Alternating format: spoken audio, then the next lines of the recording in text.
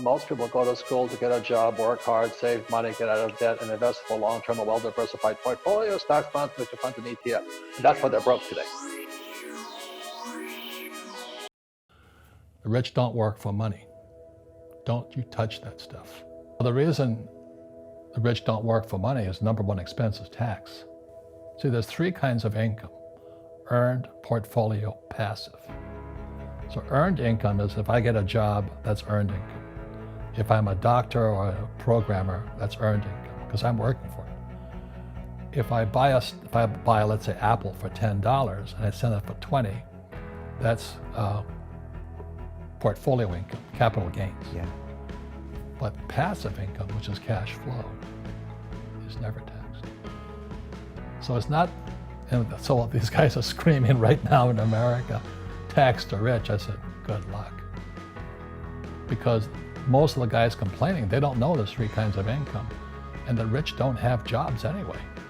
They have assets. First of all, let's go back to what is financial education. It's not get a job, work hard, save money, and invest in a well-diversified portfolio of stocks, bonds, mutual funds, and ETFs. That's not it. Money is, the financial industry is two things: debt and taxes. Debt and taxes. So what happens to the average person in a financial crash, they don't know what to do. And right now, as you know, for the middle class of the world, we're in a crash. The purchasing power of the yen, the euro, the rupiah, all going down. And people are working harder and harder and harder, and the central banks of the world are printing more money. My partner and I, Ken McElroy, we borrowed about $300 million, and we bought 7,000 rental units over this time. So the crash of 2008 made us extremely rich.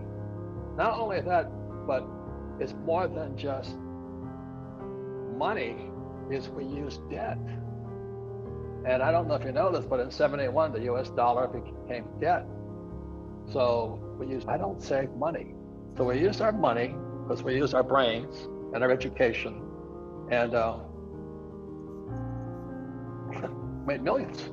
So it's not, the lesson, it's not the asset, it's not Bitcoin or stocks, bonds, mutual funds, it's not houses, it's not anything. It's the investor. If you're stupid, you're not going to make any money anyway. I've talked to so many people who during that period of 2008 till today, they did nothing. And you could have made fortunes in that time and paid no taxes if you had real financial education. But unfortunately, as you know, most people go to school to get a job, work hard, save money, get out of debt, and invest for long-term and well-diversified portfolio, stocks, bonds, mutual funds, and ETFs. And that's why they're broke today. See, our schools are criminal operations.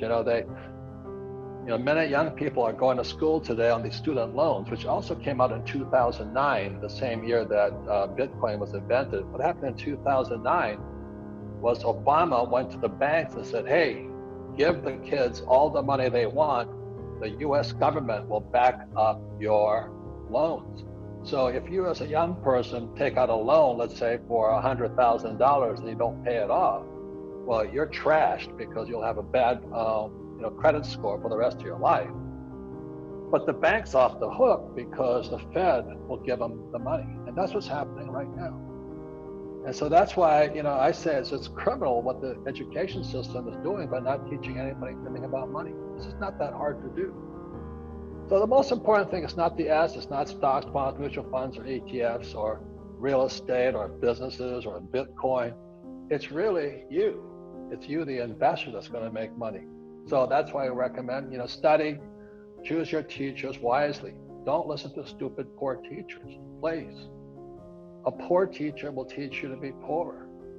And one of the biggest tests to know if a teacher is rich or poor is ask them if they have a financial statement. And can I see your financial statement?